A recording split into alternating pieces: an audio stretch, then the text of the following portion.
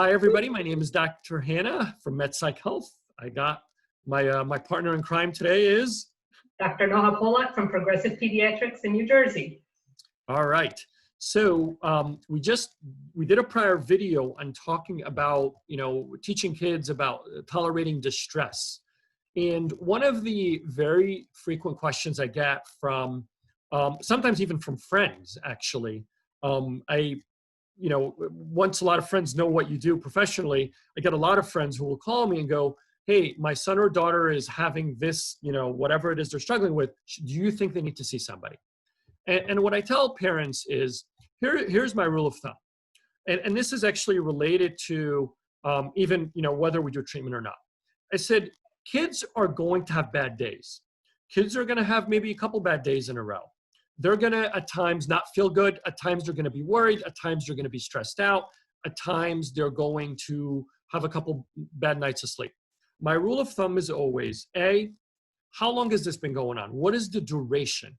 Is this something that your 8-year-old just started feeling or your 16-year-old in the last few days? Well, you don't need to have them go see somebody because they've had a couple bad days, right? We want to put things in perspective. But if you're telling me that over the last year or 2 years, there's been ups and downs of your kid experiencing symptoms of either anxiety or depression, and it's cyclical and it goes on, on and off. Because by the way, that's the pattern we typically see.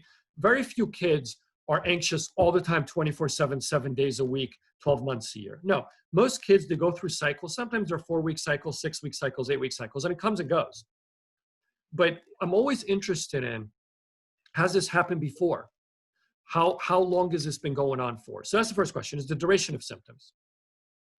The other thing that we always talk about is, what is the frequency of symptoms? In other words, is your son or daughter experiencing this once a month, twice a month, once a week, twice a week, 3 times a week? And so that guides you a little bit in terms of a time frame. Okay, how often does your son or daughter wake up in the middle of the night anxious?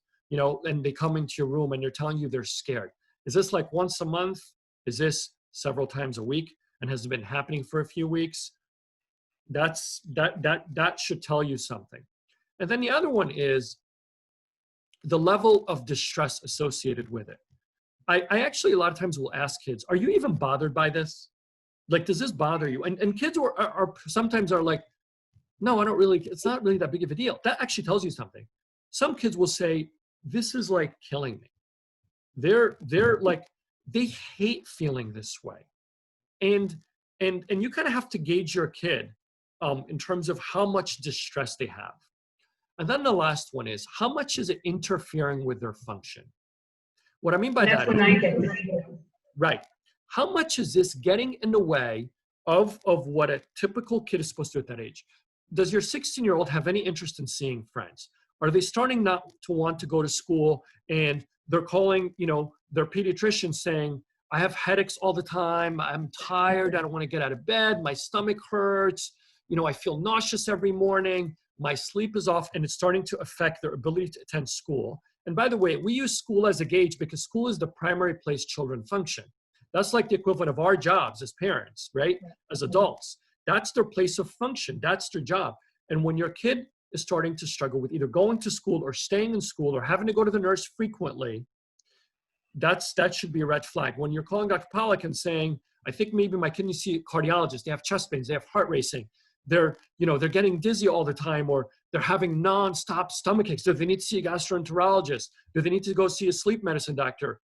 Just start thinking, wait a minute, something's off. And it does not mean there isn't something medical, which there can be, but that should tell you something. So we talked about duration, frequency, the level of distress, and the degree of interference. And the last one's really the intensity of the symptoms. If your kid is having significant panic attacks that are debilitating for 20 to 30 minutes and they're really crushing them and you're watching them, that's very different than a kid who has a 1 to 2 minute, every once in a blue moon, right? So the intensity. The last one is, which a lot of parents hate me for saying, is if they think or concerned about their kid having depression, a lot of parents feel very uncomfortable asking their kid very honestly and very openly, hey, honey, or whatever, do you ever feel like you actually don't want to live or want to die? I get to ask that question all day and every day, and so I'm comfortable with it. But I've told many parents, do not be afraid to ask that question openly, because I get way, way too many kids who answer yes in front of their parents in the room and their parents did not know. This happens way too many times, where their parents had no idea the level of distress. Don't assume because your kid seems happy some days that they're not thinking that way. Just ask it.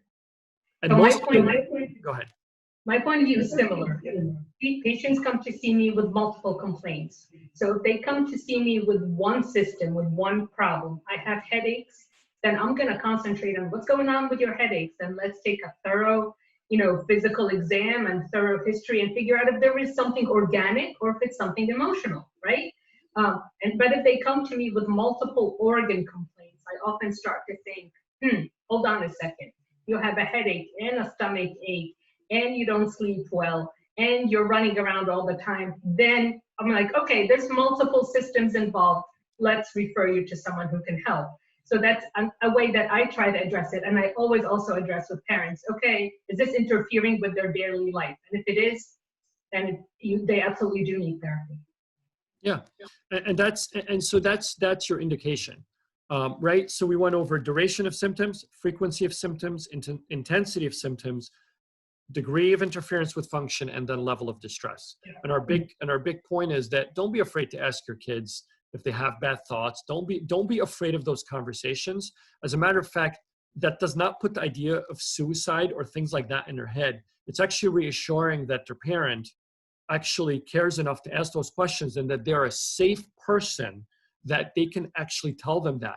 Very few kids who are struggling with depression go up to their parent and tell them if they've had suicide thoughts. Most of them don't know how their parents are going to react. They don't know if their parent can handle it. So you kind of beat them to the punch. You tell them, hey, I can handle having hard conversations with you and asking you tough questions, and we'll get you the help you need. And I think you're just sending a message that you're there for them and that you're going to do whatever you can to help them. So hopefully that's helpful in guiding some parents on. That's a really powerful point right there. Yeah.